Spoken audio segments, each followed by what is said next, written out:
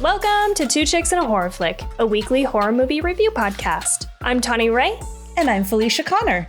Subscribe to get new episodes every Wednesday. We dive into trivia, drink a little whiskey, and of course, give our no BS opinions. Join our Discord server or message us on social media to talk all things scary. And if you like the show, consider supporting us on Patreon. You can find all these links on our website, twochicksandahorrorflick.com. Thanks for listening. Now let's get scared. Hello. Welcome back. We are so excited to be with you today.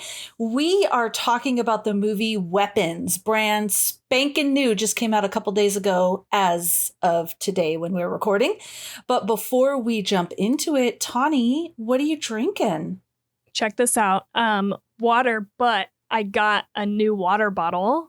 And so I put new stickers on it and everything. I like that Scream Queen. I was going to say, I don't know if you can read it because of the glare, but yeah, I have a Scream Queen, and then got that sticker when we were at Midsummer Scream. Oh my gosh. And then I have a little nurse from Silent Hill. Cute. One of our stickers. And then this, you sent me that. Yeah, I did. A little cat. And so I'm excited about my water bottle. I love that. How do you keep it from, are they special kind of stickers to where you can wash it? No, you just have to be careful not to wash the outside, really? I mean, I just wash them. Definitely my first water bottle, the stickers are starting to peel and look worse and stuff. But I don't know. What else am I going to do with stickers, Yeah, I have a ton of stickers and shit, I feel the same way. My work, I won't show the logo, but when on our offsite, look at this big old black. Whoa. All the thing, when I looked at this, I thought, oh, stickers. Yeah. Right? Yeah. But then I was like, oh, but honestly, I don't put this in the dishwasher? The washing machine. I definitely don't put it in the washing machine, but yeah, the dishwasher. So it's probably be fine. Yeah. Maybe I should do it. What, maybe. I was just going to say, it might be, if there's texture on the outside, that might be a problem. No, it is feels like a Stanley. It does feel a little, I don't know, textured. That might be an issue, but yeah, I run my bottles through the dishwasher constantly, and it's fine. Maybe I need that kind that's plastic or whatever kind of material that is. Just a smooth outside, I think, is ideal. But okay, I'm gonna do it. That's what I got. That's cool. What are you drinking? Just this big black canteen of water, iced water. I know I said I was going to go get some non-alcoholic beers and stuff. I just haven't had a chance because, as you can see behind me, I have these badass bookshelves. I'm so excited. Just in a whim. So Steve, okay. Well, yeah, sorry. I want to know what's going on with you. I just went on with what's going on with me. Ahead. Okay, I'll just tell you really quick. So since our oldest had moved out and is living in her own place, Steve, we made his office out of her room. And he got this standing desk and he got all this nice shit. And I was like, I really am happy for you. And I really like that too. And so he got me this standing desk, which you can't see, that I love. It's super deep. Oh, that's nice. Big. Yeah, there's so much space here. I got this really beautiful, I don't know if I'll be able to show you. It's a freaking mouse pad, but dude, it's so pretty. Oh, cool. Yeah. I don't know if you could see, but it's a dark academia is what it was. But these really beautiful, remind me of that Victorian Gothic type look. And then he's like, well, do you want these bookshelves? Yes. 100% yes. And you can't see, but I have I finally got to put up my Michael Myers picture. It was a Haddonfield newspaper and different stuff. So there's obviously a ton of books. I wanted to do more elements like this, but there was just so many books to put up instead. So too many books. See. Yeah. Maybe if I have one more bookshelf, then I could do a little bit more like that. You space it out. Yeah. Yeah. So that's what I was doing in work and stuff like that. So yeah. Nice. What about you? What's going on with you? Mostly working. I did make some notes on things that I've watched. Project Runway is back. Ooh, can't wait to see it. Fucking stoked about it. There's been like 3 episodes so far. I did watch Amy Bradley is Missing since last we talked, and I've been excited to talk to you about it, which we won't talk about live on here necessarily, but maybe we come back to that at the end. Yes. We did watch the Area 51 train wreck. Did you guys? Oh yeah. Yeah, we saw that. We watched it like immediately. As soon as it came out, we were so excited. Dude, it was so funny. I mean, it's like crazy. Yeah. But it's funny because Jade and I were just like, I don't know, talking mad shit about everybody the whole time. And we were talking shit about Nightmare again. We were like, see, what these people need is a nightmare. And they kind of did have a nightmare in that guy who came along and helped out. And I was like, see, this is how you handle this type of situation. But anyway, it was a blast, very entertaining. I have to say one thing that ties into this. So watching that first ruined for just a second the beginning of Weapons when the kids start running out of the house. Yeah. Because it reminded me of that guy. Yeah. The Naruto run. Yes, 100%. You kind of can't disconnect that from once you know about it. I was also having that thought. And I giggled, like I chuckled for a moment, and I'm like, okay, I just gotta ignore that. Yeah, try to forget it. This. Yes. Yeah. So funny. Oh my God. But it was like equal parts infuriating and funny. Mm-hmm. And I don't know, interesting. Yes, I'm glad. Well, never mind. I know we don't want to spoil it. Things turned out the way they did because it could have. Yeah, I was like, I don't remember seeing this in the news, and so I didn't know how it was going to turn out. But I was like, oh my God, these. Do you remember like when it was happening though? Like not the actual event, but leading up to? Had you not heard anything? I feel like I heard people wanted to run and storm Area 51 to see what was there, but I must not have cared enough or really paid attention because I didn't know what happened after, but I do have vague memories of that being a thing. Yeah, I remember talking with my coworkers a lot at the time because one of my coworkers was like keeping a much better pulse on it than everybody else. And so I don't think I would have known much about it aside from him telling me about it.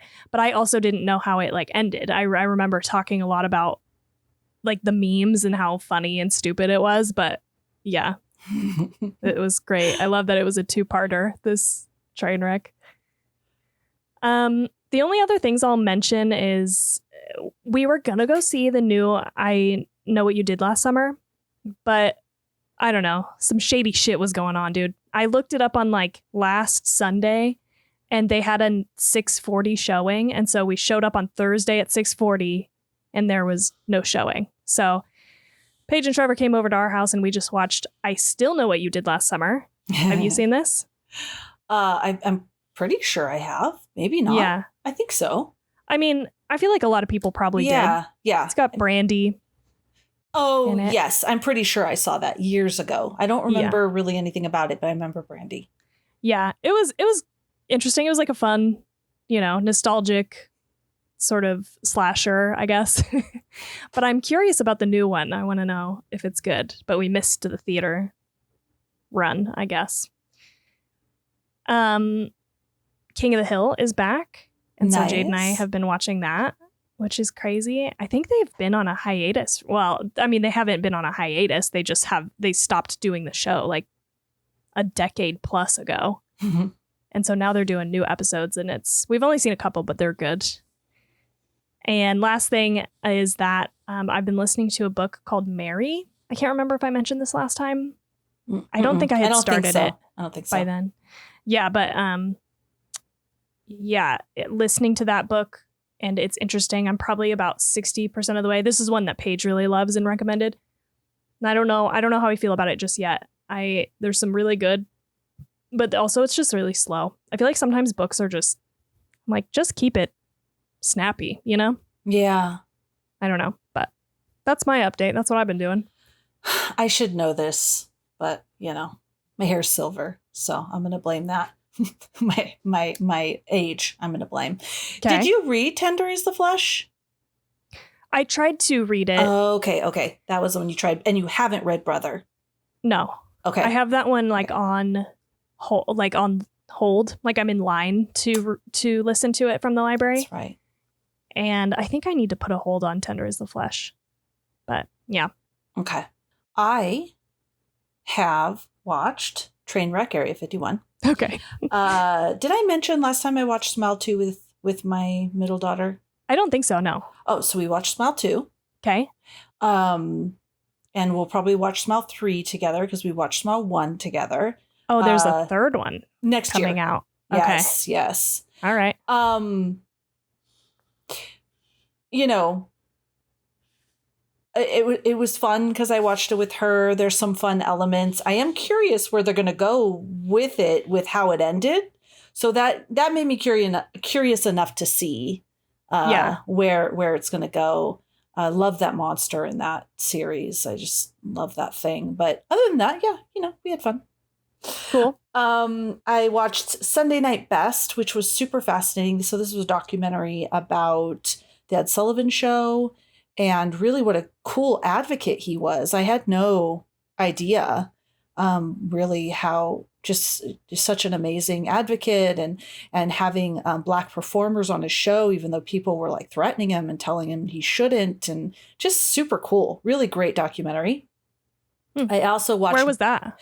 That one was I believe that was on HBO. Okay. On Max, but I could check.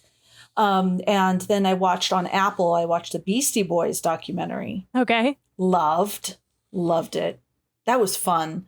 That was a really fun one too. Just going back into that music. And then it was like on stage. So they had two of the Beastie Boys, because one of them is passed, coming on and then just talking about how they met. And then they had like pictures and then going through their history and all the different things on how it came to Beastie Boys. So that was fun. I liked it. Cool. Yeah, that sounds fun. I know nothing about them, but they seem interesting to me. Oh yeah, they're fun. I mean, I liked them. I used to listen to them, but and then in the same vein of music documentaries, we watched And So It Goes about Billy Joel. That was a long one, multi-part. But it was fascinating, his career.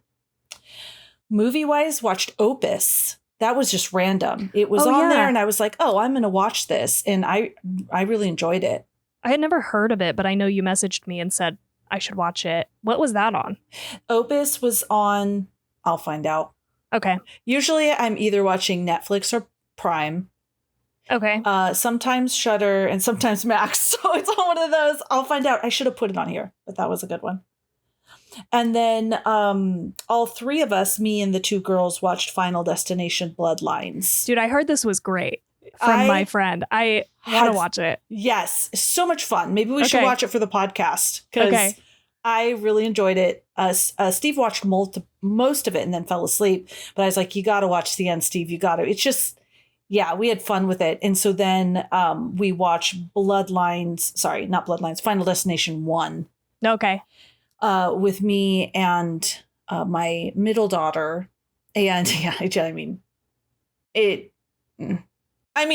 it's different. It's just like, it's better now, in my opinion. I think the main thing, and I don't think this will give anything important away, and Tawny will tell me if it did after and we'll cut it. I feel like that first one was very like almost like a magical kind of thing going around, like a magic, where this one is just nowadays the newer ones are just it's almost like creation or just death in general versus a magical element. Okay. I know that. I think because in the first one they actually showed the magical element. Like they showed like a mist. And they showed all this. These elements. I don't remember this. It was very metaphysical, not metaphysical, but it was like magic or spirits versus kind of things just happen. Yeah. Now, okay. Hopefully I'm explaining it right. Hopefully. Well, I'm curious now because I don't remember. Like I think I watched it, but it was 100 years ago now, and so I'm curious because I did feel like it was the other way, like you said, the newer ones, like death sort of coming back around. It's just like the laws of fate, basically. But I wonder if I'm remembering all the sequels and not the original. Yeah, the original. I don't know if I'd ever seen it before, honestly. I think maybe that was my first time. And we were talking about, it was like, they're definitely glad that they did away with some more of that kind of, not that it was magic, someone doing magic. You know what I mean? Like, right? Yeah. Is not paranormal, but whatever. Kind of, yeah. Yeah. Like there's almost like death as a spirit thing that's doing stuff. Weird. Okay, I'm going to have to go. Oh, and the reactions, for the love of God, in that first one. Jeez. Okay. And, and the only thing I wanted to mention to just everybody is I'm getting messages on my personal Instagram account and on our account of people like, hey, I have lightning bugs in Chicago. I have them in Philadelphia. I have them, you should. And then somebody else wrote me, goes, oh my gosh, we have a horror convention in Philadelphia and we have lightning bugs. You guys should come. So it was just I had no idea that one conversation about lightning bugs would spark so much in everybody. So I just loved it. I loved it. Oh it was my so much God. Fun. Cool. We should do that. We should go to the Philly convention and see lightning bugs. That'd be cool. It's like MonsterCon or something. They told me what it was, but I actually started researching them and linked them in our personal Discord. That would be fun if next year we could go to a convention or two, and like definitely one where there's lightning bugs. Yeah, totally. Cool. Yeah. So interesting that it's like one of those things that people experience and it's like, just normal everyday shit, but for us is like super crazy. This one person was like, I know, we have lightning bugs, and I mean, this might not be a good thing, but I'll just share that my grandkids will sometimes write in their butt juice lightning bug. Like, I'm not judging. If I was a kid, and I could use a bug to write light on the wall, I probably would do it. Yeah. I wouldn't do it now because I don't want to touch them and, or kill them, I guess, but I'm just saying that's pretty cool. Yeah. I definitely would have captured those bad boys when I was little and put them in a jar like I see in the movies. Definitely. Yeah. Yeah. That's just kid behavior. Whatever. Yeah. No judgment. Yeah. It's a floating light. That's exciting. Yeah.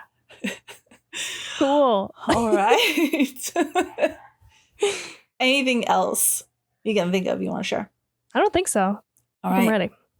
I am wearing this lipstick. I brought it like I was going to tell people the color, but that writing is so tiny. I don't know. It's a MAC lipstick. But I was trying to get my most orange red bright lipstick in honor of the villain in this movie. Yeah, I love it. This movie I'm talking about is Weapons. 2025 just came out a few days ago. Definitely go over and see it in the theater would be really cool. So the director is Zach Cregger, and I have to say, I did not know he was the director of Barbarian. Okay. And when I left this movie, I said I saw the movie with TT and my middle daughter, and I wasn't going to bring TT, guys, by the way. I scheduled it with just me and my middle daughter. And then TT came in pissed. I've wanted to watch this movie with you, Mom, and you're just bringing my sister. And she was like devastated. I'm like, honey, because you were so scared of the other movie. And if we go to the movies and long story short, yes, she suckered me in to bringing her. And I said, well, you better bring something to put over your head, because if it's too scary, we have to stay. I don't have any other time to go find another movie at another location. So you got to be putting something on your head. So we all went. Okay. And me and my middle daughter, I actually had brought her years ago to see Barbarian in the movie theater. And she was like, what did you do to me? So when we were leaving, I said to her, this felt very Barbarian-esque to me. Really? Okay. Interesting. Yeah. I felt like the parts that felt Barbarian-esque to me was you're going down this road and then it pivots. And now you're on this different road, a different storyline.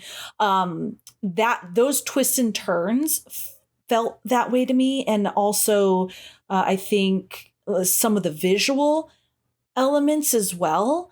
But I couldn't put a pinpoint on it, but I have something on it later that when I looked into it a little further, I was like, oh, I think this might be it. Cool. Okay. Yeah. That's so interesting. I did know going in, but I love that you were able to like pick up on that. And I had to really hold myself back from doing research because we saw it last night. And I wanted to look up a bunch of stuff. And I couldn't remember if Zach Cregger was going to direct this one or if he was just the producer, but he did direct it, right? Yeah. Yes. Okay. Yes. He is the director and the writer. We both saw it in the theater, and let's get into our cast. So we have Amy Madigna as Gladys Lily. I had to put her first. Dude. Josh Brolin is Archer Graff. Something cute. Steve loves to watch like just old 80s movies that I've never seen before on breakdancing or skateboarding. Like what he used to see as a teenager. Yeah. And I saw the young, very handsome Josh Brolin in a very old 80s skater movie. And I was like, interesting. Yeah. And then I got to see him. He is quite a long career. Very long career. So Josh Brolin is Archer Graff, Julia Garner as the teacher, Justine Gandy. I love her in everything she does pretty much. Carrie Christopher as the adorable, sweet cutie pie, Alex Lilly. Benedict Wong as Andrew. Austin Abrams as James. And Alden Ehrenreich as Paul Morgan. He was the cop. Okay. And then Austin Abrams was the druggie. Yeah. And Benedict Wong was the principal. Yes. I love that guy. Just anything he's in, I love him. What else has he been in? I didn't recognize him. I think he was in what is it? Doctor Strange, like some of the Doctor Strange movies. Oh, okay. And I think he was also in Marco Polo like 100 years ago. Ooh, okay. Do you remember that Netflix? I remember the name. Yeah, it was a good Netflix like original show. I'm just looking it up to double check that that's him. But I think that was the first thing we saw him in, and then we were like, now every time we see him, we get excited. Yeah, Benedict Wong. He played Kublai Khan. Yeah, he was great. I liked him too. Yeah. All right, I saw a budget of $38 million, a box office so far of $42.5 million domestically. And wait, what was the budget again? $38 million. Okay. So $42.5 million domestic and $70 million internationally. Ooh. Good job. Wow. 95% on Rotten Tomatoes so far, 8 out of 10 on IMDb, and 3.9 out of 5 on Letterboxd. A brief summary. In the quiet town of Maybrook, 17 third graders vanish simultaneously at 2:17 a.m. from their classroom, leaving, well, that's a lie. They didn't disappear from their classroom. They disappeared from their homes, but leaving behind only one student, Alex, and a web of suspicion that implicates a troubled teacher, a grief-stricken father, and other townspeople. The story unfolds in a non-linear, character-driven chapters that intertwine horror, dark humor, and suburban satire. Turn back now because we are going to spoil the shit out of this movie.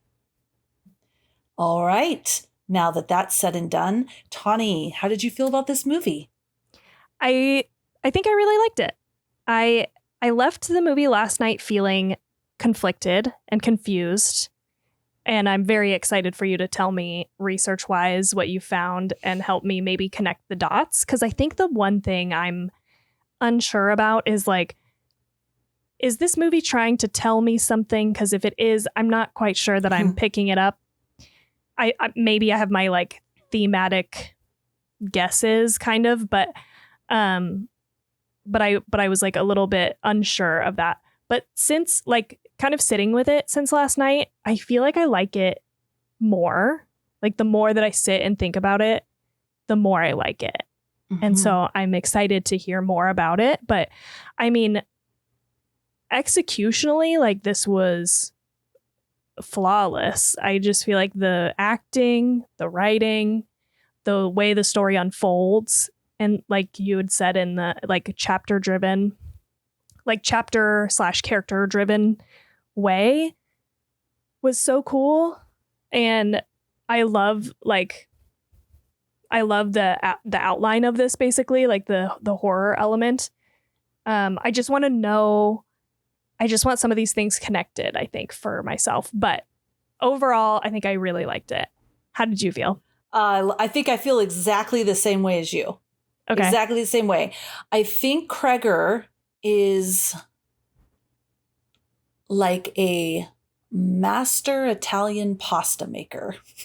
What I mean by that, pasta sauce, is because I felt the exact same way when I left. There was something about it I liked, but I had a lot of questions. Yeah. Which made me wonder if I really do like it or not. I felt the same way about Barbarian, if you remember my first watch. Okay. And what I mean about pasta sauce is as it simmered. Okay. I'm with you. The flavors become even better and more vibrant and delicious. Yes. And I start to like it more. And then after you eat that pasta, you put it in the fridge. The next day you heat it up in the microwave. It's even better. So that is how I feel. Because when I look back on Barbarian now, people, when they want to see a horror movie, like, oh, you should watch Barbarian. But I remember I was like, what did I just watch when I walked out of the theater? Yeah.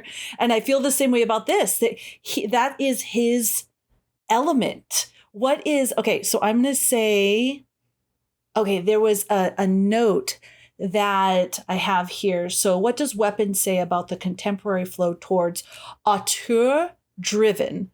And I was like, okay, what versus franchise-heavy franchise-heavy movies. And so I dove into that word a little more, like, what is this exactly? So a creative work where the director or artist's personal vision and style are prominently displayed and considered the driving force behind the project. And I'm like, I think Cregger has that, but I don't exactly know what it is. How do you make someone leave a movie theater going, what the fuck? But as it sits with them, they love it even more and more. Like, what is that?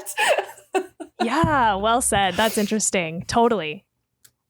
Because I agree. Like, as it has simmered with me, I am like, I'm like, I feel like I'm discovering things as I like sit and think about it. And also like just the depth and the richness of these characters, flavors have been so interesting.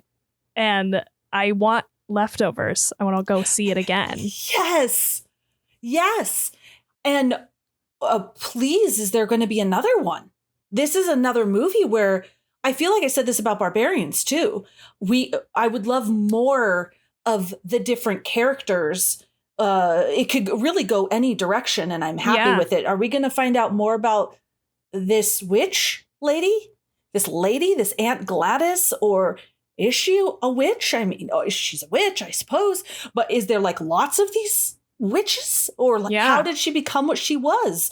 Or what about like or any of the characters, just this like what? I would love to know. Later, what happens to the people, the kids and the people as they grow, and what's happening later, what happened before? I'm so curious. Probably the thing I'm most curious about is this witch situation. Yeah. And like I'm really curious about the aftermath of this. Like, I felt like the ending was kind of abrupt in the way that I think it was the VO. I think it was like the I don't know what to call it, I guess. The VO at the end of the little kid who's saying, and most of the kids have started even talking again. And like, that was the end of the movie. And that left me feeling like it was a weird place to end. I really wanted to know more about these kids and their families and what happened. Were all of them, because I think she says that not all of them were maybe like reunited with their families. I can't remember now. I think she said all the kids were reunited and some of them have even started talking, but not all of them. Gotcha. Because then I was thinking this morning, like, what happened to those other kids, But I think I misunderstood that. But I want to know, like, what do they remember anything? Like, are they different? I have so many questions too. Like I could do any of these characters. I would love to know more about them. So this piece, my oldest daughter went last night to see it as well. Okay. And this movie also left me feeling a little lamb-esque. So the conversation we had about the lamb, is this just something that happened, an incident that happened? So if we look at it from that point of view, something cool, I don't know if this is intentional, but something cool about that is it's almost like I have binged a true crime documentary or news story about this thing that happened in this town, because everything that we saw would be all that we knew. Yeah, true. We wouldn't know anything else about anything. All the details would have been there. And so then I was saying to my kids, I was like, imagine TT went missing. Then we found her. She turns up. She's standing there in someone's lawn. She has just ripped apart a human being with her bare hands with her other classmates. Yeah. And that's that. And you're like, holy shit, what did this person do to you? Not like, what did they do to you? I mean, like, what did they do to you that would make you become so vicious like that? Granted, I would have wanted to tear the person up if they took my kid, but I'm just saying for a little kid to do that. And then they would have tested the kids for drugs to see like why they were in this weird comatose state. Their blood work would have come back clean. They would have been a little malnourished. Because they're just eating that Campbell's soup in spoonfuls. But other than that, they would have had no physical or other types of abuse, minus emotional. But they wouldn't have been physically abused in any way. So what? And then I sent a GIF to my oldest that was like, what the fuck? You would be like, what happened? And I wonder if they would even know. Yeah, I mean. Yeah, we don't know if they realized what was going on and they just couldn't move, or were they like just in a different place, almost like a coma. Yeah, I wonder about that, because I feel like that could have been very traumatic or very cathartic to rip her apart. Yeah. Knowing that she's the one who did it to you. Must be both. Yeah. I mean, to take someone's mouth and jaw and tear their head apart. Yeah. Ugh. But yeah, I thought of that about the lamb. How there's this event, and I do have other notes too, though, because I was really, really digging, because I felt the same way on, is it trying to tell me something or not? Yeah. I'll start with this piece, which was the director, Zach Cregger's inspiration for the movie. Okay. So he was inspired by the death of a very close friend of his. So it was a way to channel his own grief. And so the notes I have here is that is the emotional core of the film. So the grief helped shape the tone and the intensity of Weapons. Trevor Moore was his best friend, his creative partner, and longtime collaborator. And Zach Cregger has openly described this loss as seismic and deeply personal. So Weapons emerged as a form of catharsis, his way of processing grief through storytelling rather than letting it consume him. Do you know, like, when was that? Yeah, his friend passed away on August 7th, 2021. He was found unresponsive in his backyard of his Los Angeles home. He was believed to have fallen from an upstairs balcony. His cause of death was ruled an accident by the LA County Medical Examiner. The official cause was blunt force trauma to the head. There were reports that he had a high blood alcohol level at the time and possibly contributing to the tragic fall. Gotcha. Okay. And this was his like creative partner. Yeah. And best friend. It said best friend, creative partner, and longtime collaborator. They did I didn't write it down, but was it sketch comedy? Called, The Whitest Kids You Know? Yes. Yeah. That's what I was wondering, is if he was like, because that was a while back that I know that was popular. So they must have been friends for a very long time. Yeah. Wow. And I think definitely with that, the trauma that I thought was so well depicted, right? You have all different types of levels of trauma. You see families who have shut themselves in to their homes. You have like our main dad, Archer, who is, failing in quotes at day-to-day things he needs to do because he's so consumed with grief. And then he almost becomes even, what's the word? Not dangerous, but reckless in this pursuit of truth.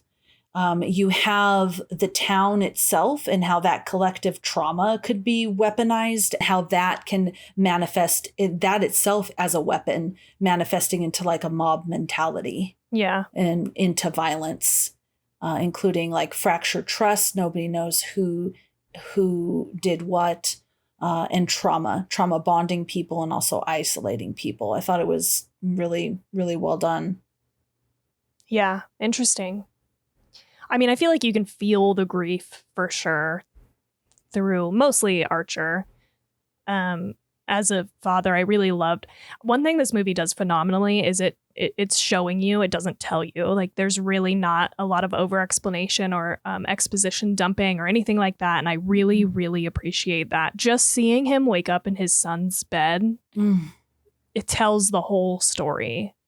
And like, him messing up on the job things was great. And then I just think they did so well with this, and I felt really bad. I sympathized a lot with the characters, mostly him, but totally. And he had in that moment too, that was like the only time I think you saw his wife. Yeah. When she opened the door and obviously that one little scene, she opened the door, she's going to work, but the tone and the vibe of the room this is dividing them now as well. But you don't know anything else about it. You don't see her again, but you can just see, and he's also slipping at work, and it's like things are falling apart. Yeah. Yeah. Along those lines, I really liked how all of the characters were flawed and realistic. So we have our teacher, Justine, and so she's a likable character with so many flaws. She has a drinking problem. She has a little bit of a moral, ethical situation with sleeping with this guy, even though she knows that he has a wife or that he has a significant other. And she's going through some trauma because people think she's the one that did it. You totally understand why. Yeah. I totally would. I'd be like, it's all your class. What the hell? Where are my kids? And she also has this kind of, she's just so human. What am I trying to say? She has this this need to want attention, this want for attention and to be wanted, which we all have, but these are typically, or not all of us, I don't know, but a lot of people have them. We have them, where these are qualities that you don't really want. They don't make you feel the best, that you try to work through with self-help books and stuff, right? Right. And she has all of these things, which are a little annoying, but really it just makes her so real, is what I'm trying to say. Totally. I really liked her character, and I think nuanced. Yeah. She's so nuanced. Like we all are. Yeah.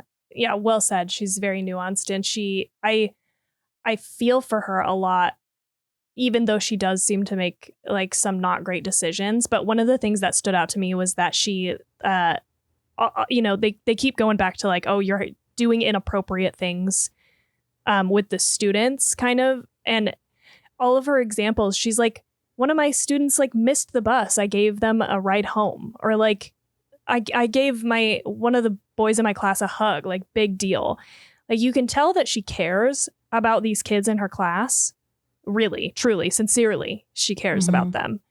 And so, to go so far as to do things that she knows is probably going to not look very good for her because she's willing to put that on the line. And I liked that about her character a lot. Like, not to say that, anything that could be seen as inappropriate is okay, but like, I really felt like there was this perception about her that was kind of unfounded. It was like all rooted in her caring about the students. I had wondered, I don't think this is the intention, but probably because while I was building all of this, I binged a ton of true crime back to back. And I had wondered, I also liked the ambiguity. I felt it was a little ambiguous of you were accused of inappropriate things. I gave him a ride home. Like, I mean, what was I supposed to do? He didn't have a ride. Just let him walk. I gave him a ride home. So on surface level, you're just like, yeah, that was a kind thing to do. But was that really what happened? Right. Yeah. You know what I mean? When you have the person saying, well, this is why I did what I did, but they're actually a predator or perpetrator.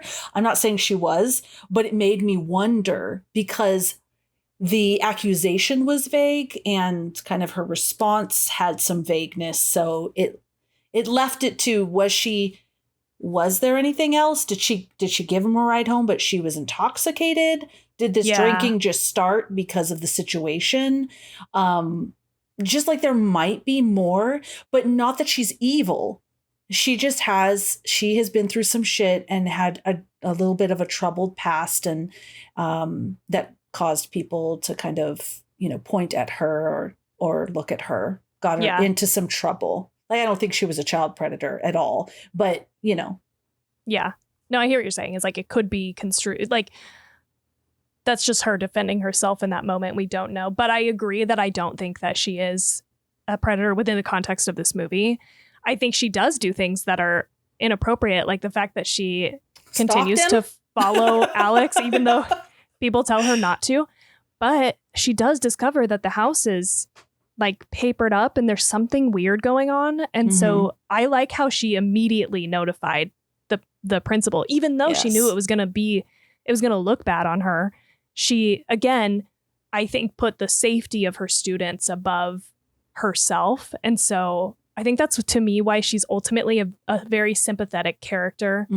And I care about her well-being, even though she, does terrible things like sleep with somebody that she knows is in a marriage or a relationship and gets him drunk, even though she probably knows. We don't know. It's not stated, but it seems like he's like, no, I don't drink, and that it's clear he doesn't. And she tries to get, but I don't think she's evil. This is she needs to be needed and wanted in that moment. And she knows he could get him to a place where he gives her what she needs, and not in an evil way, just in a human way. Yeah, totally. Yeah, I wondered, probably also because YouTube was presenting me with all these videos, because I watched one video about a teacher that was drunk in class. So then there was like this slew of drunk teachers in class, and then one teacher that was caught on cop, how they wear the body video cam. Body cam, thank you, on body cam footage, just having an affair with the cop that comes, the DARE cop, that DARE program. And like, I mean, they weren't like doing the thing, but they were in a classroom making out. Yeah. And she was married. And so I just saw this. So I was thinking that level of bad, just like bad decisions not evil. That's what I was thinking.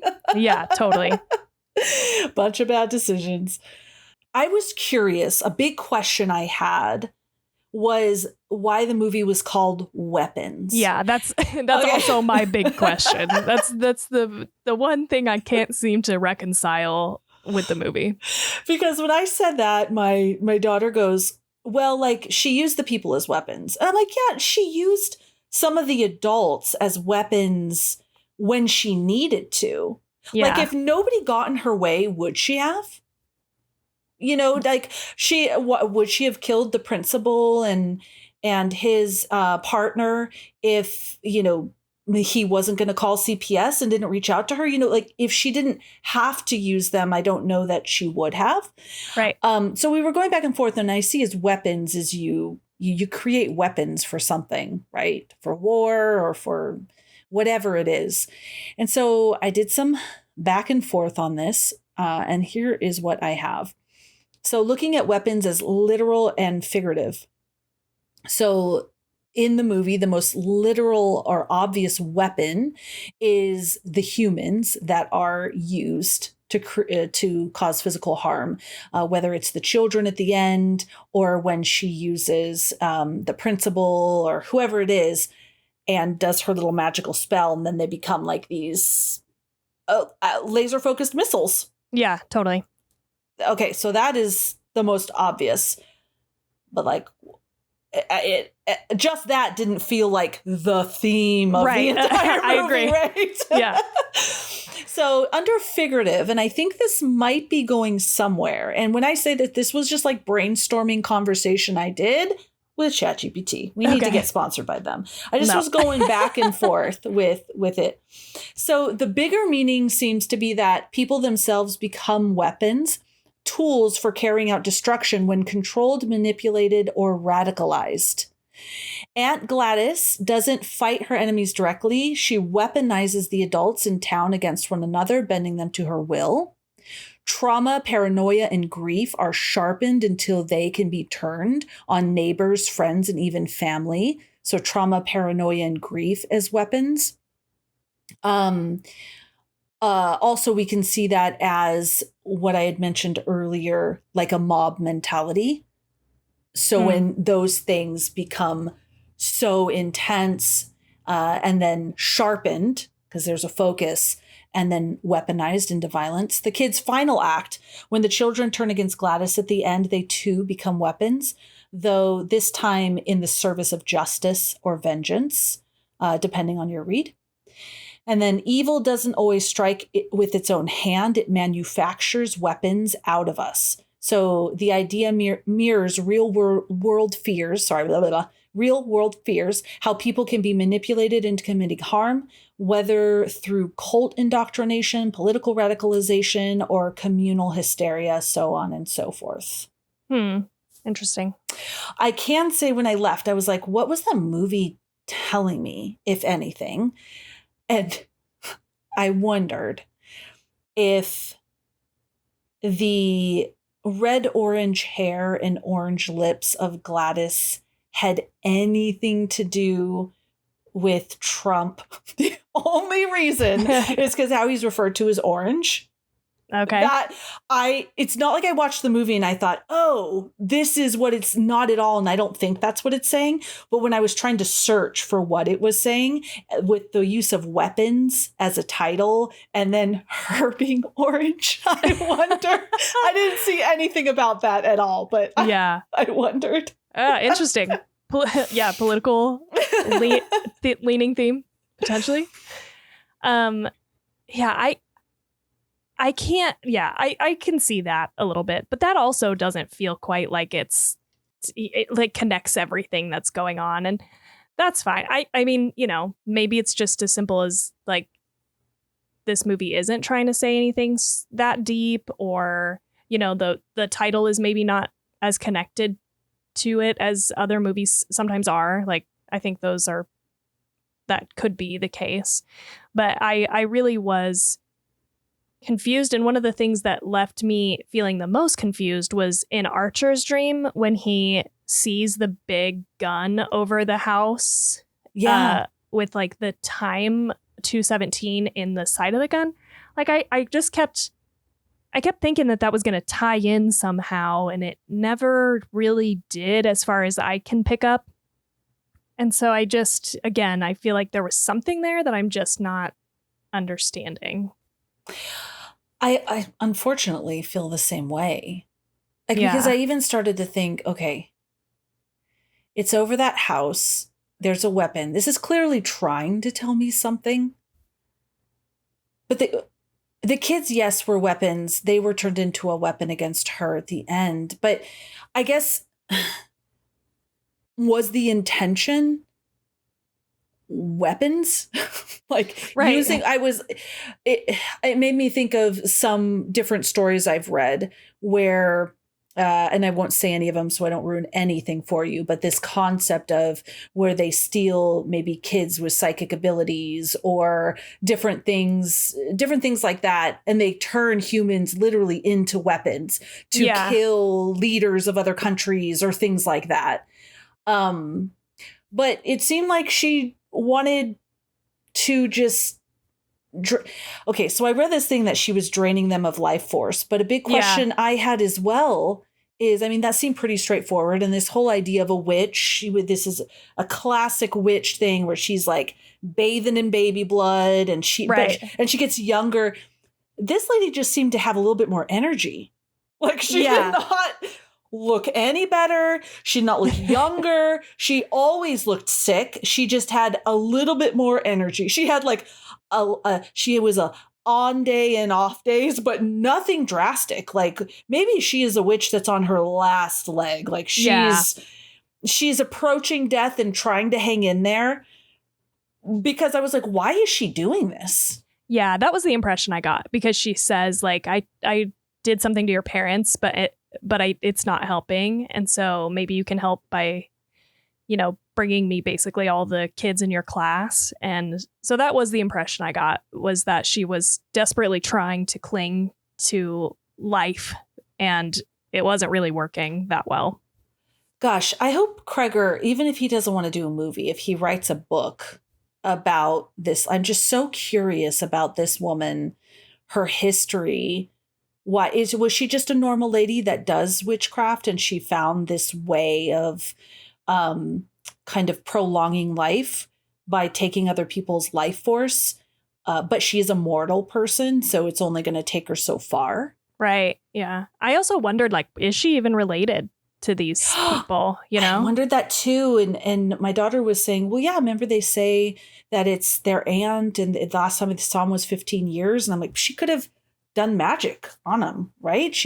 I don't know what she's capable of, but she's capable of some pretty intense things. I imagine she could have maybe, what's that called? That glamour. Glamour. Thank you. You knew when I went like this. I know. Glamour. Yeah. Did she do a little glamour? And they were like, let's let her in. Or is it just somebody that, like, I don't know, she met? I don't know. It just made me wonder. Going back to, I don't know that this is connected to weapons, but one of the things that I felt like I got theme-wise was that I thought was interesting is that we follow a few adults before we get to Alex. And I feel like the stories sort of increasingly get more intense and almost like heartbreaking and scary in some way. And then we get to Alex, and Alex, his story stood apart for me in the way that it was so much more fucking scary than everybody else's, because he's a tiny child. I mean, he's like small. He, third grade, right, is the grade that they're in.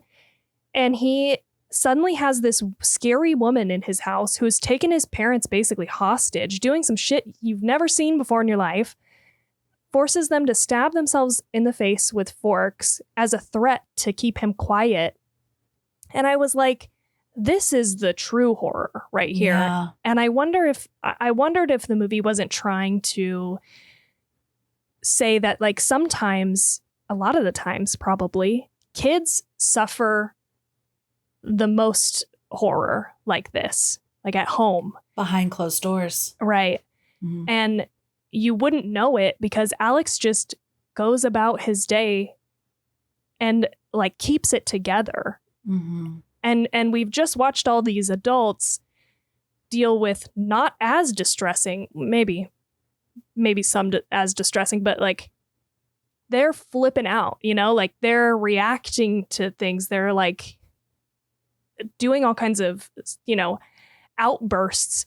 And Alex here is going to school and going home and feeding his catatonic parents soup, and you'd like never know the difference. And so I just wondered, I don't know. I don't know how that could be connected to weapons, but that kind of fucked me up sitting there watching it, feeling like this is the truly dark and scary part of this movie, is that like sometimes this is not the magic aspect, but sometimes this is the reality for some children.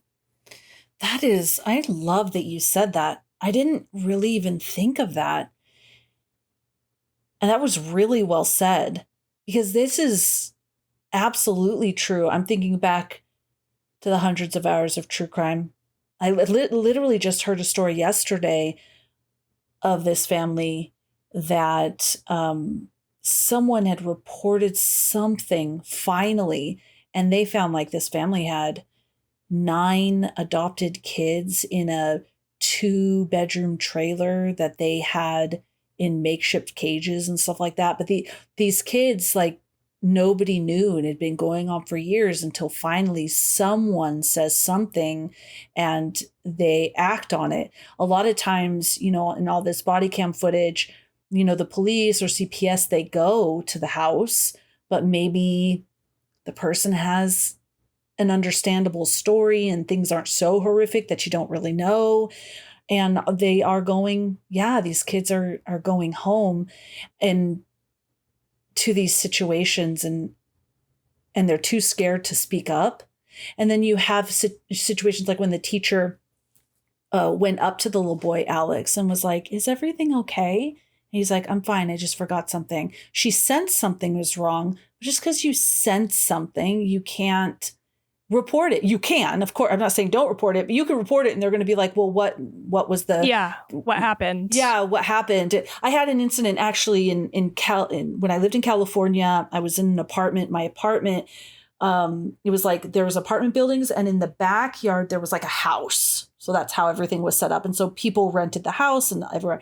So I was homesick one day, and I had my window open. I was laying in bed, and I heard just like the people in the house. I'd never seen them, but screaming, yelling. I thought I heard glass break. And then I heard like a loud thump.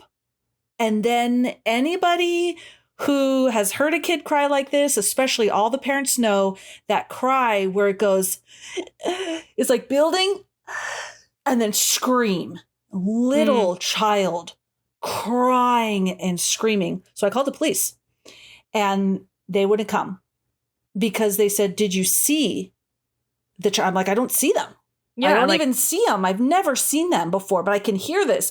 Have you seen the kid with bruises? Have you?" No, I don't know. So they wouldn't come. So I wrote a note, and it said something along the lines of like, "I know what you're doing. Leave that kid alone." And I ran and I snuck it on their door. Oh my God. But yeah, so, you know, I get it. You need proof. But anyways, so you're getting these little senses that things are happening, but the kids are too scared to tell. And he's really... Sorry, keep going. No, I was just going to say, oftentimes you don't find out until it's too late. Yeah.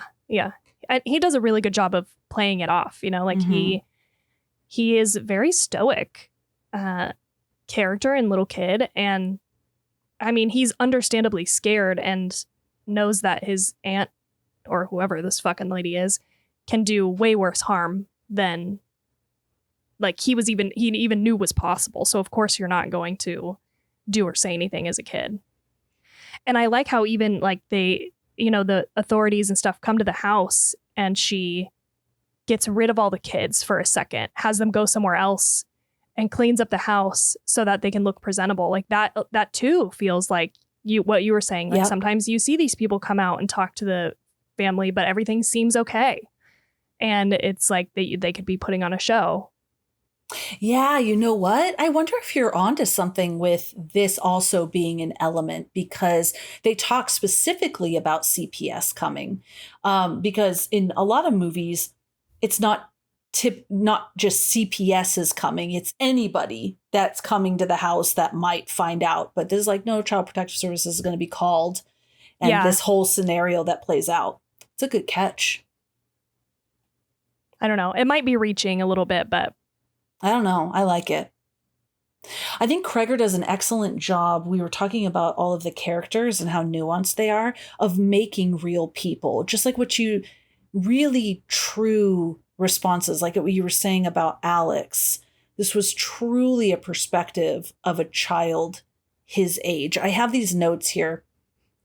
I was thinking about Gladys as the master, a character of the master predator.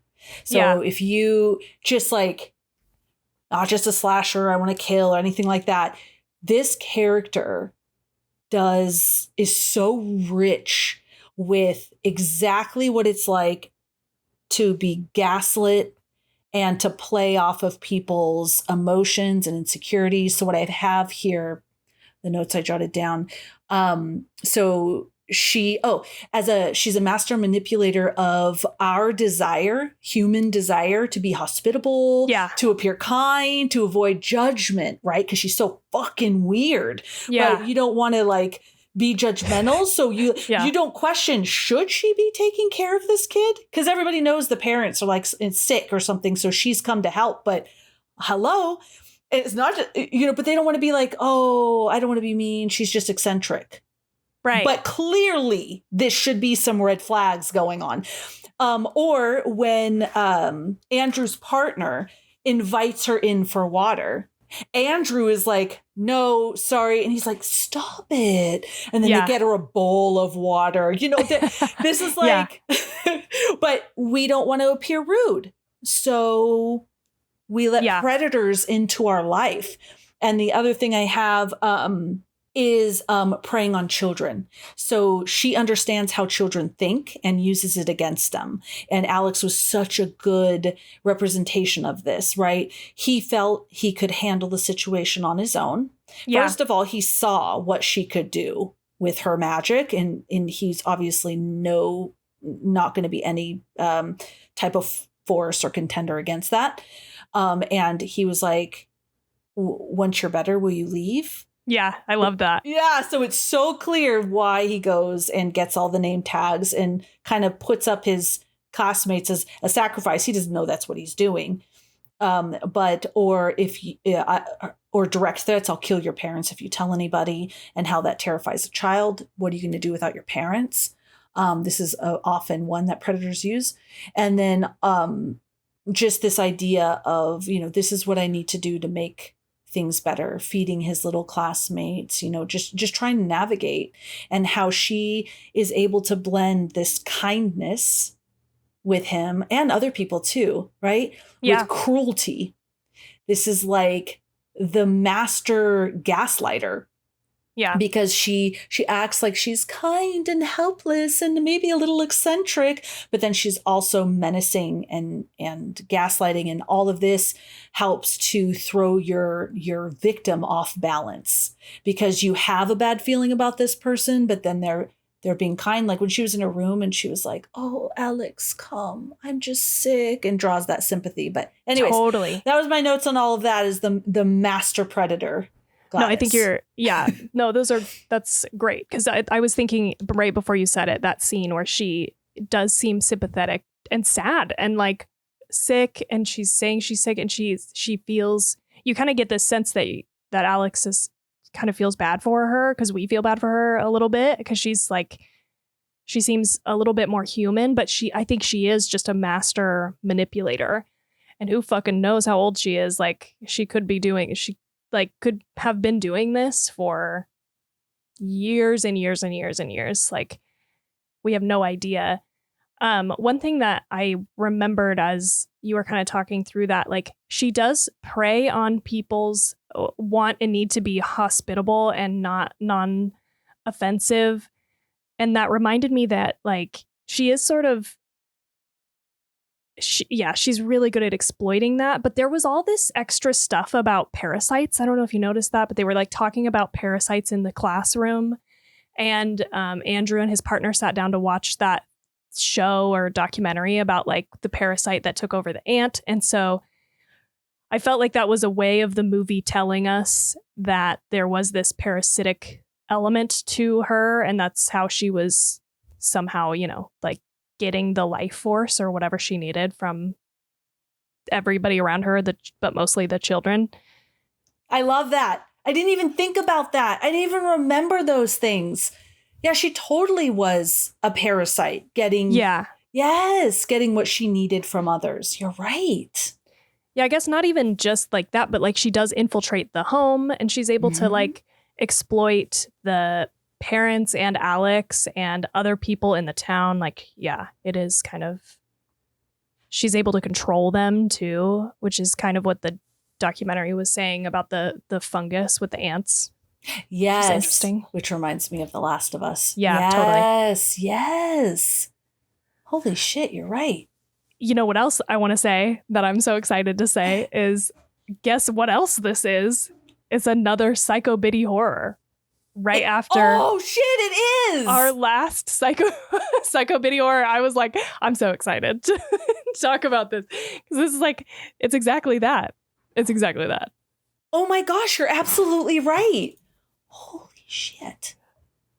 It's a Psycho Biddy horror and I love it. I absolutely love this genre because I wanted to tell you, this actress is amazing. She is 74 years old. Wow.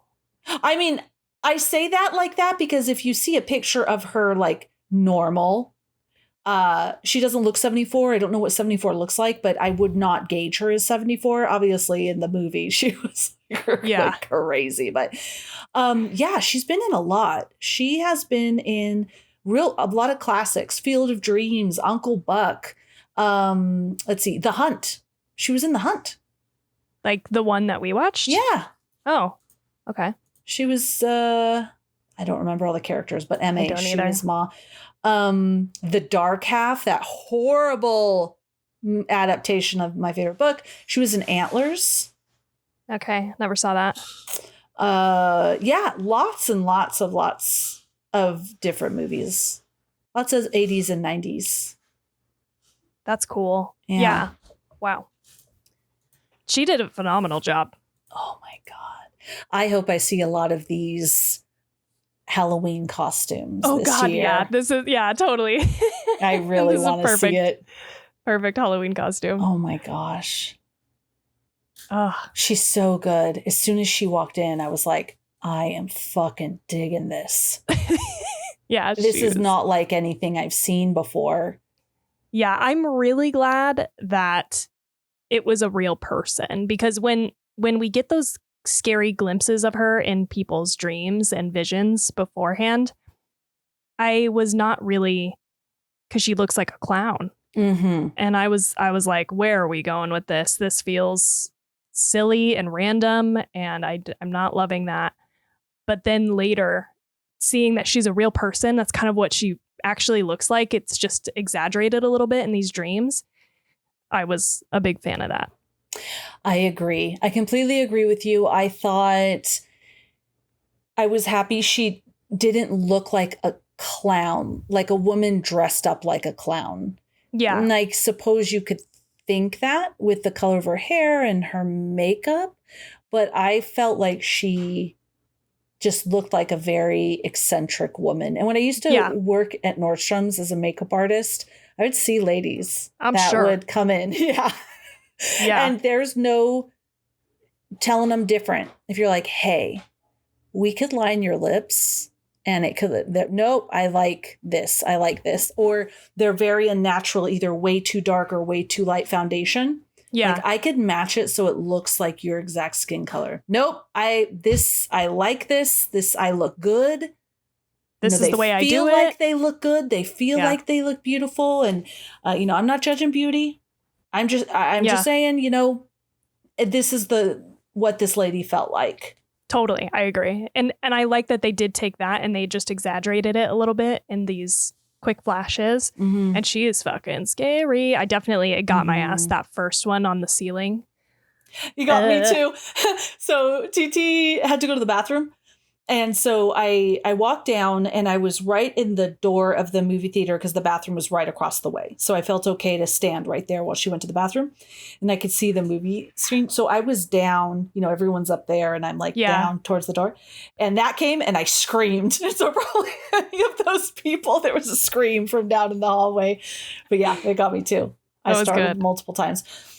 I wonder if those dreamlike apparitions were what the kids see or what the people see where they're in this catatonic state. I wonder what they see. Yeah, this was the other thing that I was like, I don't know. I guess I can be okay with it because just magic or whatever. Like magic, But I was like, this is weird that multiple people have had visions of just something and seen her in them. I don't know why, but yeah, was she projecting herself there? And then if so, why the teacher, unless she wanted to drive the teacher crazy so people would think the teacher had something to do with it and it wouldn't cast any attention onto Alex and his home.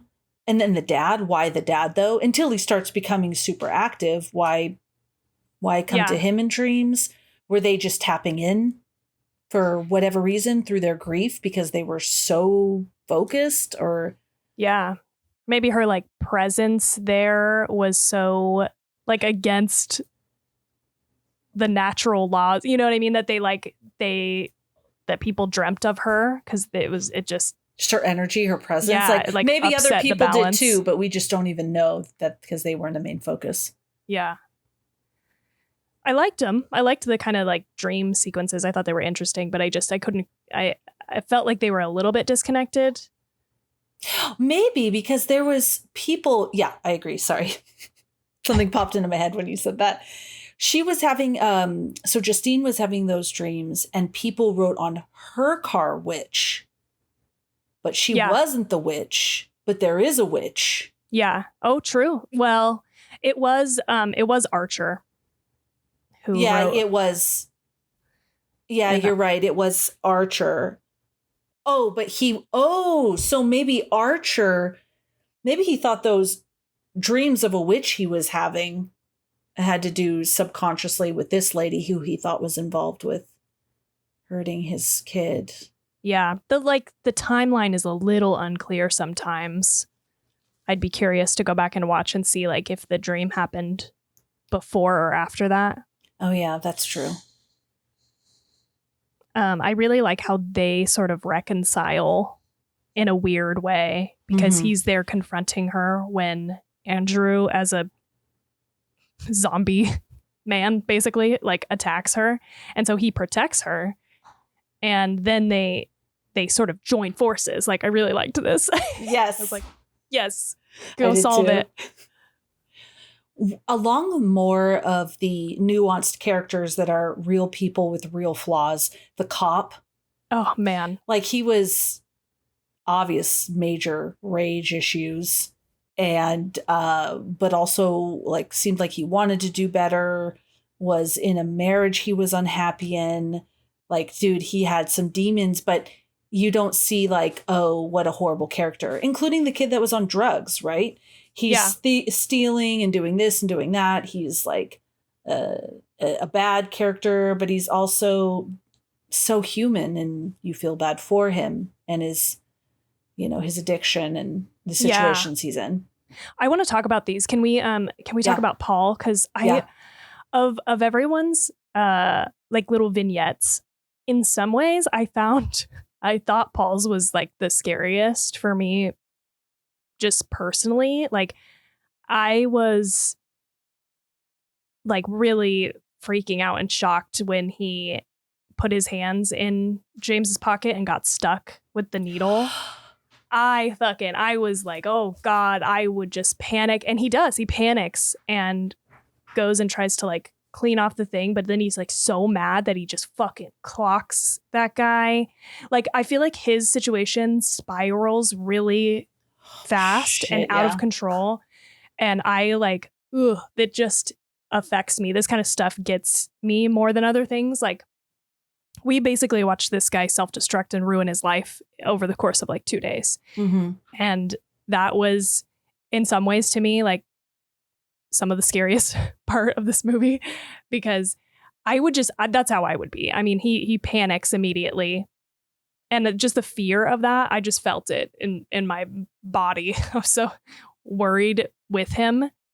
And then he, like you're saying, he has this like rage reaction and he like punches the guy, but he's not, but he feels bad about it too. He knows that he sort of like overreacted. You can tell that he's not like, again, not a evil guy or a bad guy. He has demons. Is human. Yeah. Yeah, he's human. And then he's like, okay, well, let's just, call it off. Then I also like how he goes immediately to the chief of police, his like father-in-law, and is like, just tells him what happened. I felt like there was like a level of honesty in this movie that, like, across the board, that was really interesting that you don't normally see in movies, because this is how I think a lot of people would react. He goes and just admits, like, this is what happened to me. And yeah, his whole thing. And then he goes and drinks and cheats on his wife. And I was thinking, like, oh God, he does have AIDS. And he just gave AIDS to Justine. Mm-hmm. I was thinking he would go home. I was thinking he'd go home, have sex with his wife, give his wife AIDS. I was like, oh no, this is out of control. I'm obviously catastrophizing this movie that I'm not a part of, but I was like, this is terrible. And then he's like, his father-in-law like knows probably. Oh God, I just felt so bad for him. And then he chases down James again and gets stabbed in the face with more needles. I just, to be honest with you, this is terrible. This sounds terrible.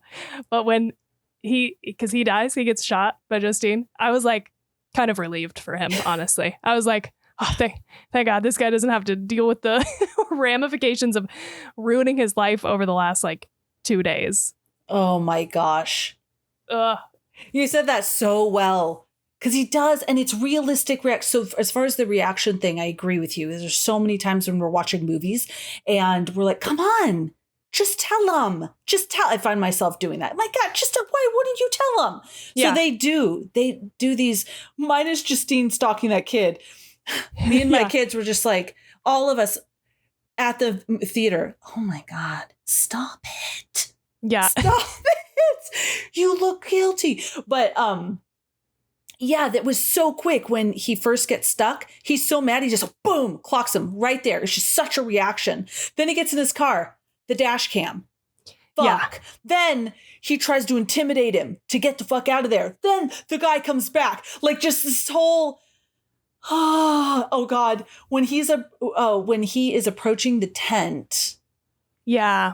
And I was like, oh God, that's not going to be her. It's not going to be Gladys. And he sticks him in the face. Oh my God. Oh God. So bad. Oh my gosh. Thinking of James made me think of, I loved the comedy. Another movie that weaves in this comedy element really seamlessly. Yeah. Yeah. So well done. He was great. I really think in the end, I think he stole the show for me, to be honest. James? As the guy who played James as an actor in this movie. I think I've just never seen somebody portray like a drug addict so spot on. And part of that's the acting. The other part is like the script and the story and all of that. But oh my God, I was like, again, it was like funny, but it was like so real that it kind of sometimes was uncomfortable. And like that conversation he's having on the phone with somebody, he's like, well, I just need to get the money to get the shoes to get the job, and then I can pay mom back. Like, I can't pay mom back right now because I have to buy the shoes to get it. And the whole time he's doing that, he's checking for unlocked doors to steal stuff and go pawn it for money. Like, he was so funny and also so like real and so spot on. It was such an interesting mix watching his vignettes, but his were the funniest. Jade and I were cracking up at his little moments of realization when he sees the 50,000 reward and he just goes just a tiny mouth sound, the opening of the mouth. He does that 2 or 3 times throughout the movie, and I was like, this is just genius. Like when he's in the car and he's like, something like, for real, man, though, are you going to take the reward money for yourself? Just like these moments, they were so great. Yeah. I don't want to be rude. Yeah, that's what he said. Yeah, I don't want to be rude. And then poor James, when we find out, and poor Paul. Paul thinks James is coming to tell on him because he punched him, but he's actually coming to say these are where the missing kids were, which could make James, a hero. But he flies off the handle in a rage, not wanting James near the police department, thinking he's going to tell on him and he's going to get in trouble. Yeah, had he not reacted, it they could have found the kids in a different way, Maybe more units would have went. Yeah. So, I mean, she still could have done something, but it wouldn't have just been Paul in the house. Laughed a lot and it was terrifying when the kids are chasing her. Yeah. It's just funny, like the people seeing this woman, and then mounds of kids. And then really cool how they're like just breaking through glass. They're missiles. Yeah. They're little missiles. I loved the behind the head, like we're following like a little girl and I think she like breaks through like 2 windows and a fence or something. Like I was like, this is so cool. I don't know how they're doing this, but it was neat. Yeah. Yeah, it was funny. I feel like I missed some comedy because I caught a couple of them, but probably not all of them. I would love to watch this with subtitles because there was one of those moments when they were going through the house and somebody was like, I don't know, they said something funny like, oh my God, or it just was. There was funny. One thing I laughed when our Archer character is following the track of the kids or the trail, sorry. And he walks in the house and the mom comes in with the kid and she's like, she runs out and she's saying to her husband, like, now there's a man in the living room. Yeah. I loved it because that's exactly what she would be like. What happened? What is going on? Man, it was also funny watching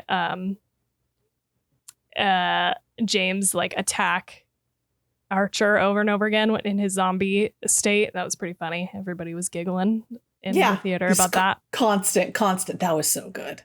Good. The timing of that was great. How was your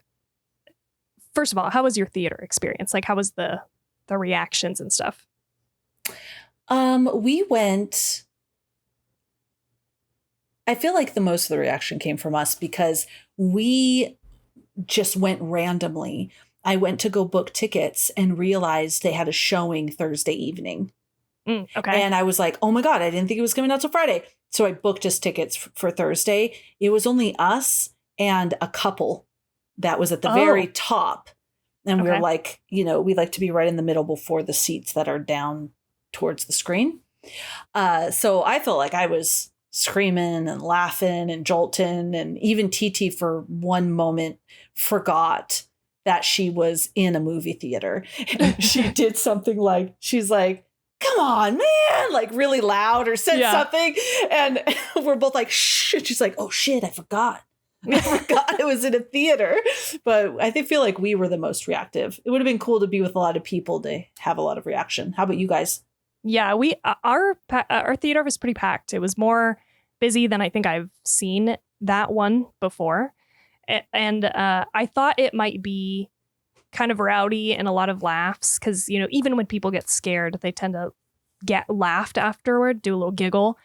And I feel like we had a very engaged audience. Like people were fucking locked in and not they were laughing at moments that were like supposed to be funny, but aside from that, like people were really having like scared reactions. I think one of my favorite scary parts of the movie was when Justine is at night spying on the house and they send the mom out with some scissors and she like goes up to the window and you expect her to like break the window or something, but then she walks out of frame and opens the back door. I could hear a gasp, like a collective gasp from people in the theater. They were like, people were so taken aback by that, but it wasn't like funny.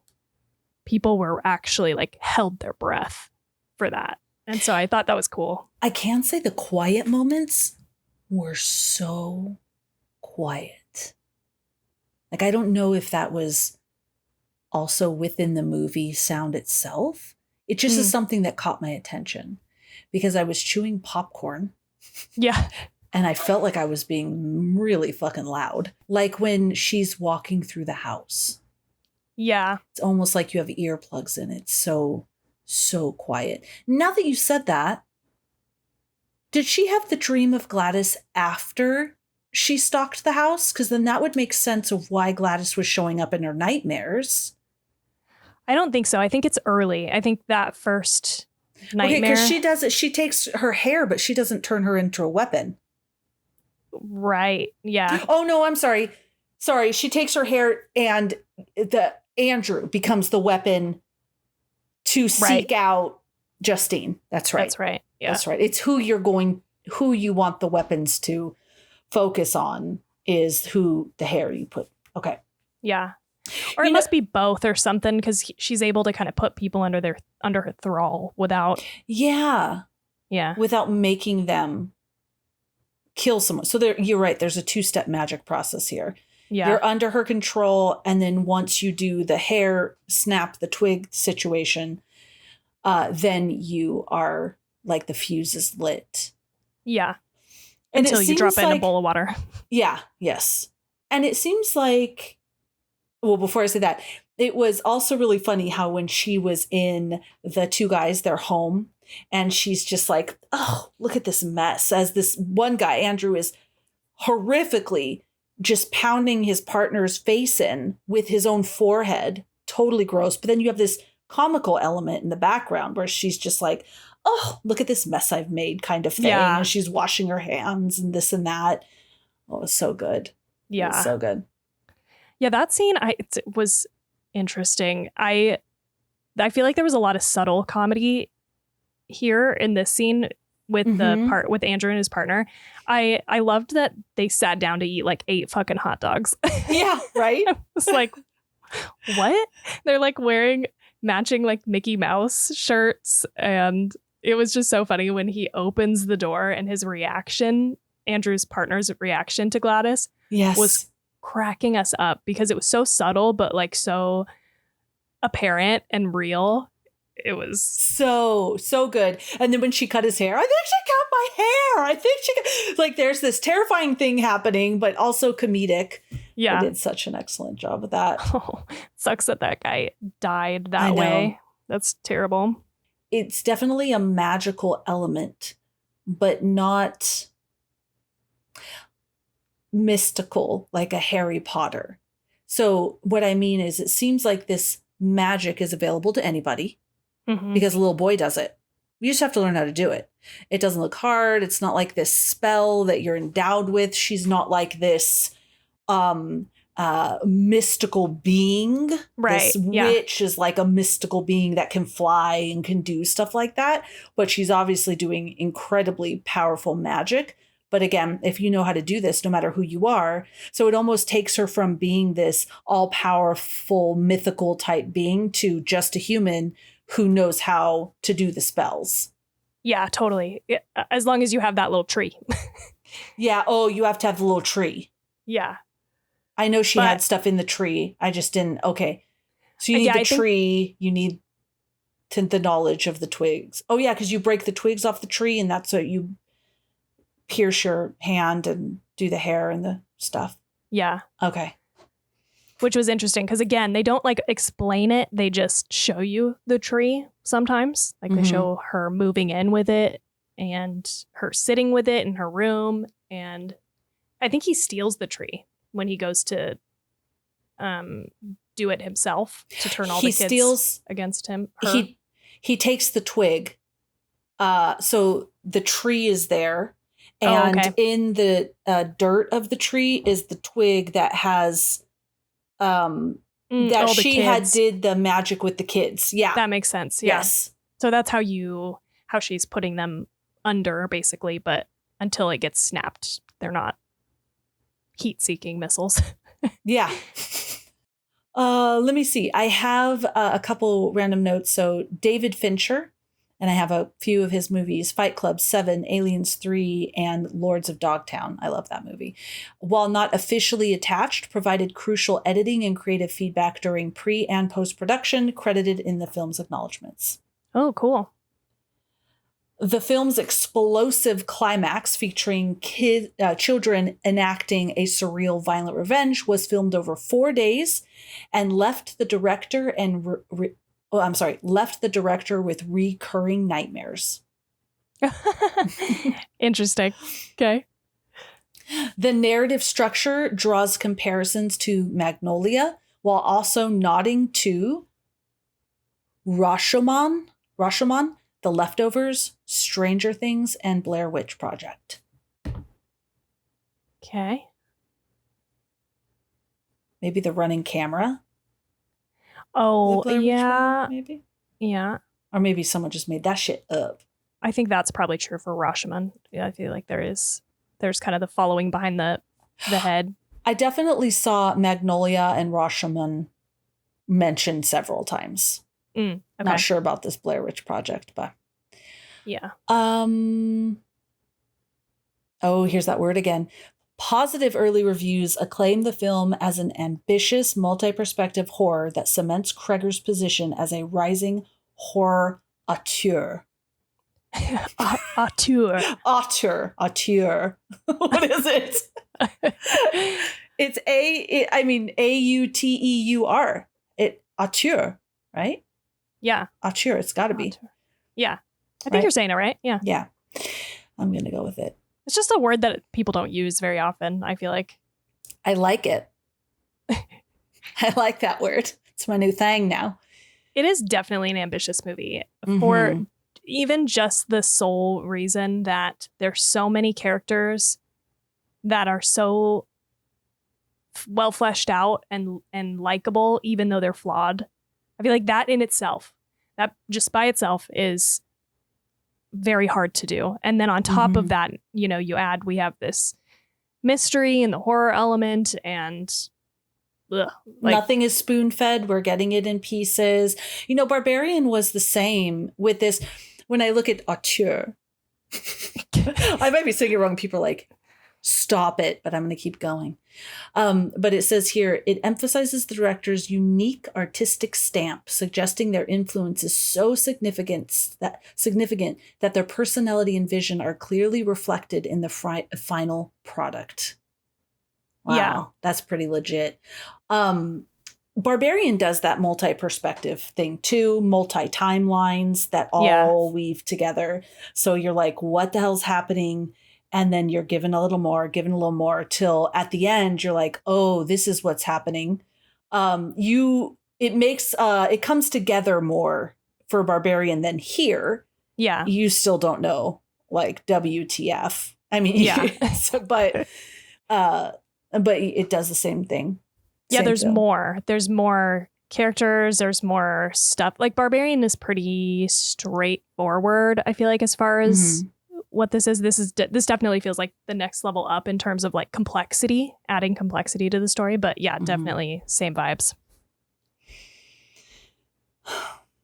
We don't even really talk about, we get so into the themes and stuff. We don't even really talk about the horror, but we talked about the stabbing in the face, the bashing of the head, the kids tearing her apart limb from limb in a bloody mess on the lawn. Can you imagine if I just went like this? Hey, Steve. There's something going on outside. Can you imagine? Yeah. Just imagine. That definitely had me giggling a little bit just because it was so absurd. And they're like just standing around this like bloody mess. Staring. I love how he just picks up his kid and then runs off.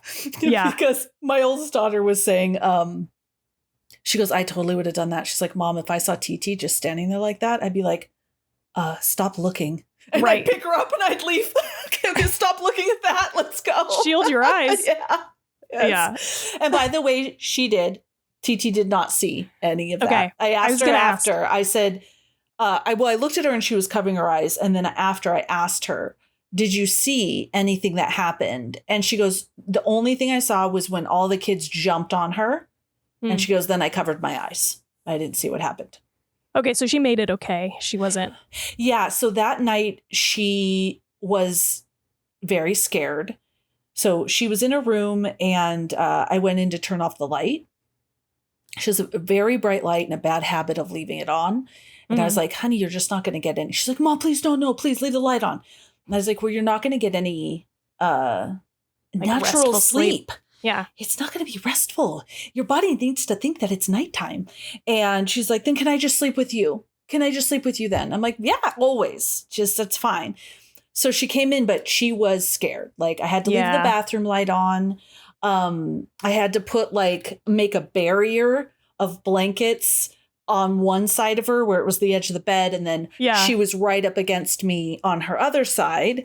I had to put on like a meditative sleep stories. Like I was reading something to her and it was lulling her to sleep. And then I put on one of those like calm sleep stories about Christmas or Santa Claus. But honestly, when the lady came on and went, in the magical land, I thought, oh God, I hope this doesn't sound like Gladys. Yeah. And then it had jingle bells and then, the bell. Of Gladys. But oh, no. She fell asleep. So it was fine. But she said something along the lines of, I'm feeling really scared of the dark. And she goes, I'm feeling really scared of the dark. Like all of those kids that were in the dark. It was the kids in that dark basement that really scared her. Yeah. The most. Yeah.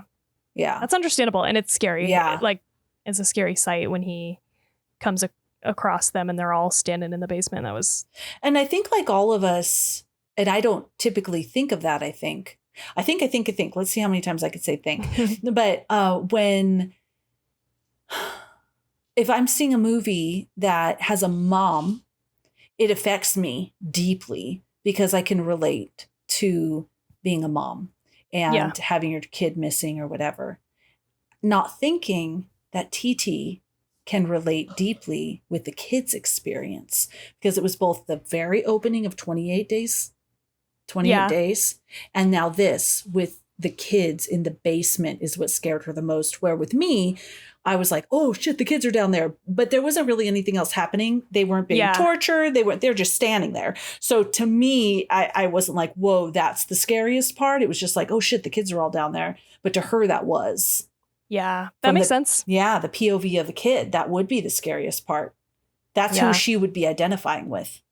Yeah. Or the kids in the basement. Okay, so she was scared, but was she able to avoid the jump scares and everything? Oh, sorry. I just went off on another theme. No. So she was in the bathroom for the one that was over Justine's bed. The one that I screamed for, she wasn't there. The little boy in the classroom that's in the trailer, she had already seen that. So that wasn't, he just kind of lifts his head and with his makeup. And what was the other? It was the one where it's in his dream, Archer's dream, and he's talking to his son in the bed. Oh, I screamed. Yeah. And she laughed at me, but I think it startled her too. Okay. But she didn't seem as scared of that lady. Okay. It was just. And then last night she was fine. Okay. So that's good. She hasn't talked about it since. So that's good. She did say to me in the car, though, she said to me on the way home, I think I need to take, or when she was in bed with me, I think I need to take a longer break from horror movies. And I was like, okay, I did not buy you a ticket. I know, Mom, I know. I know you did the right thing. I wanted to go. You did the right thing. I just think I'm telling myself I need a break. And I'm like, okay. Funny. Oh, man.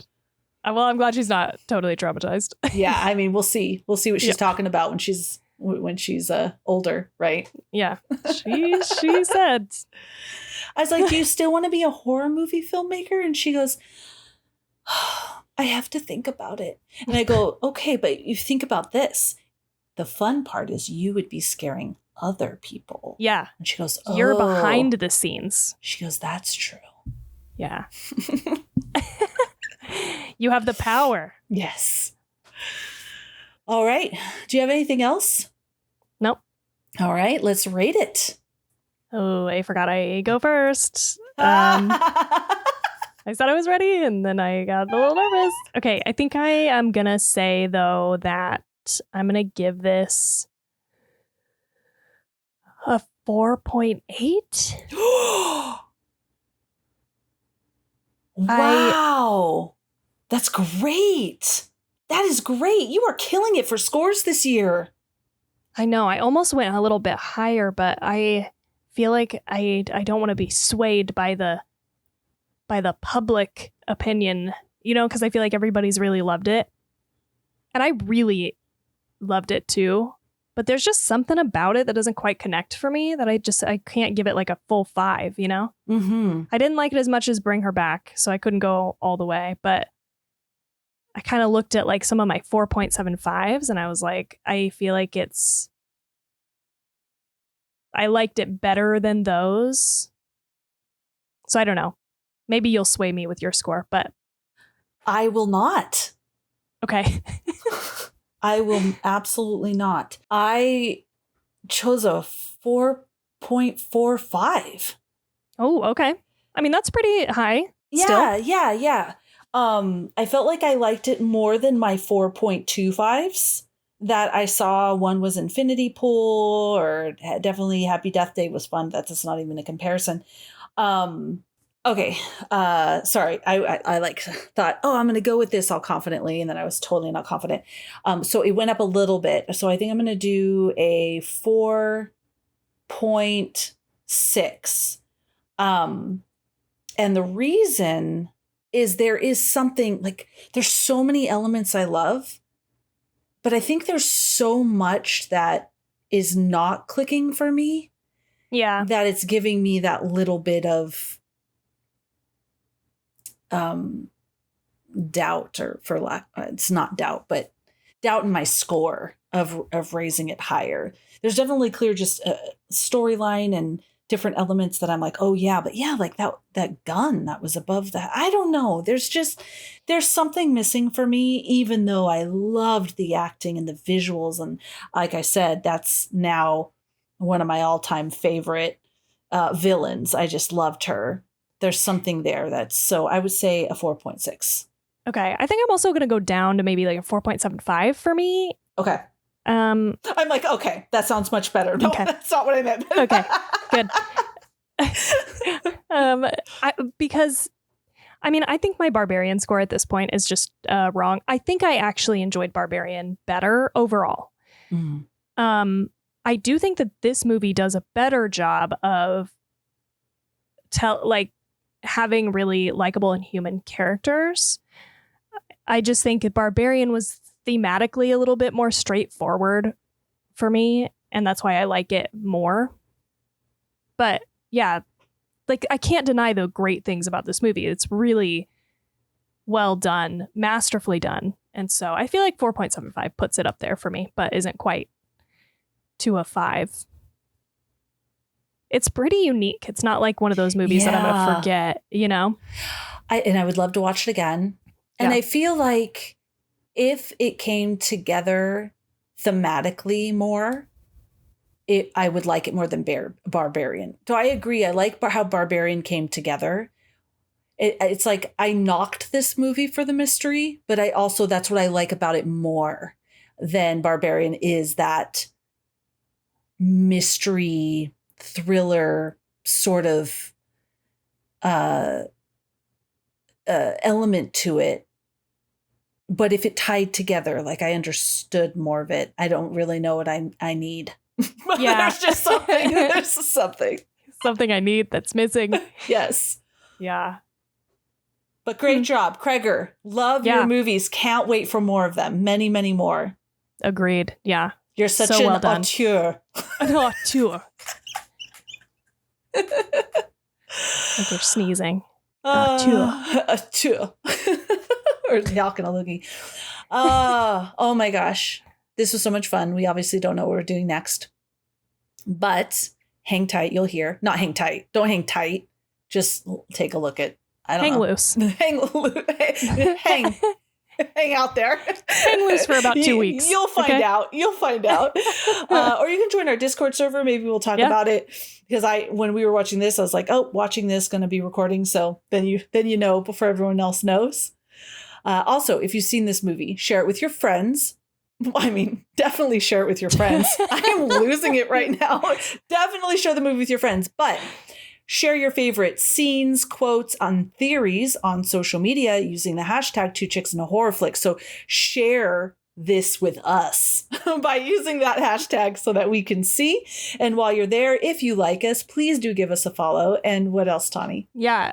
And if you like us, you can share us with your friends. Yes. Just share all around, basically. But if you want to support the show, you can do exactly that. Share it with other people. But you can also give us a like, review, and subscribe on whatever podcatcher you're listening to us on. And we have a Patreon. But that is it. We will see you next time. We hope you have such a good night. No nightmares.